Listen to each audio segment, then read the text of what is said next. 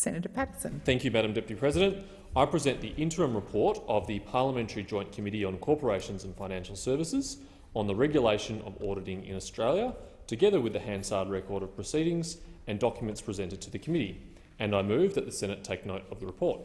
Thank you, Senator Paterson. Thank you. I rise to speak on the tabling of the Regulation of Auditing interim report as the Chair of the Parliamentary Joint Committee on Corporations and Financial Services. This is an interim report because, although the Senate has voted to extend the committee's reporting deadline until September, committee members agreed that the policy recommendations we wish to make were already clear from the evidence we have collected in our hearings so far. We did not want to delay the action required by regulators, government and the industry by withholding our recommendations for 6 months. The committee's work has been comprehensive.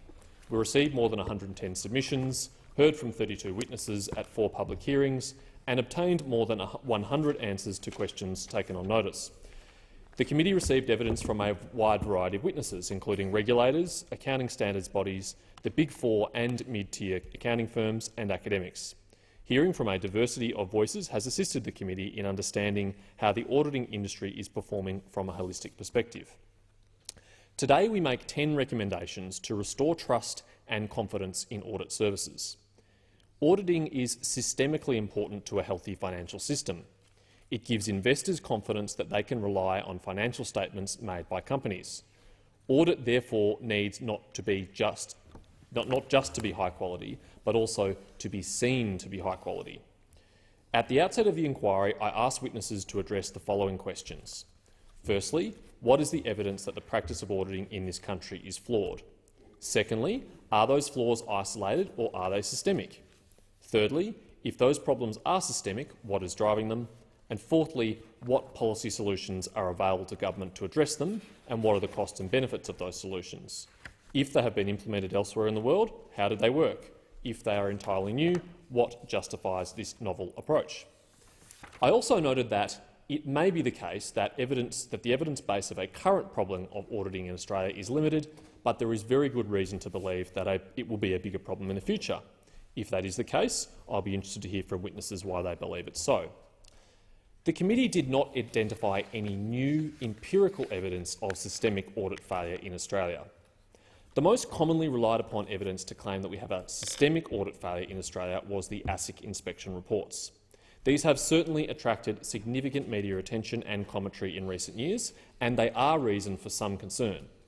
But, as ASIC was at pains to point out on multiple occasions during the inquiry, the data should not be relied upon to make judgments about the entire industry because they are not designed to be either a representative or a random sample.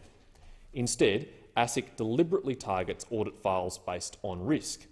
This is entirely appropriate for a regulator. As ASIC says, this means we must be very careful in extrapolating on this data. As other witnesses raised and as ASIC acknowledged, the figures also incorporate all issues with audit, from the least serious to the most significant. One of the recommendations of this inquiry is to ASIC on how they report this data, and they will be asked to implement a revised framework for grading the findings based on the severity of the issues identified. In the absence of new empirical evidence of systemic audit failure, the committee was presented with some anecdotal evidence of audit failure, and fears were raised by a number of witnesses about the risks of audit failure of a systemic nature in the future. This indicates a lack of trust in the audit industry. Due to the systemic importance of auditing to a market economy, a lack of trust in and of itself is a problem which must be remedied. The committee's interim recommendations seek to address this trust deficit by providing greater transparency, clarity and confidence of the auditing industry in Australia.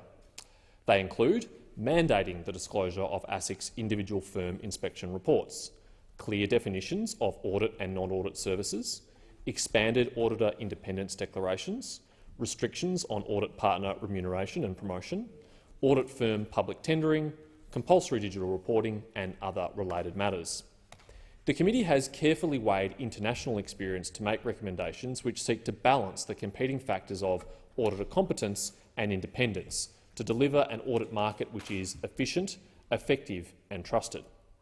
For example, based on experience overseas, technological innovation through digital reporting has the potential to lower costs, increase the accuracy and improve the transparency of financial reporting.